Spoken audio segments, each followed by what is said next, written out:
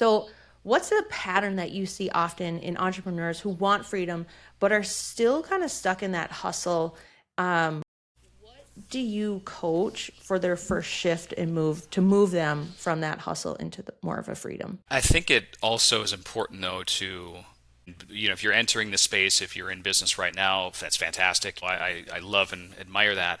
But I think too many times we fall into the trap of we see X person, X guru online, and we're like, okay, well, and they might have great strategies, tips, and ideas or whatnot. But then we follow these people and their mentality, and I know a good amount of influencers, and if an 80-hour work week is not for you, then you need to be very selective about who you follow. Does that person, number one, do they have the systems, protocols, and processes in place that do allow them freedom and flexibility? Because what you might find, I mean, it's again, everyone has different wants and needs and goals, and that's totally fine.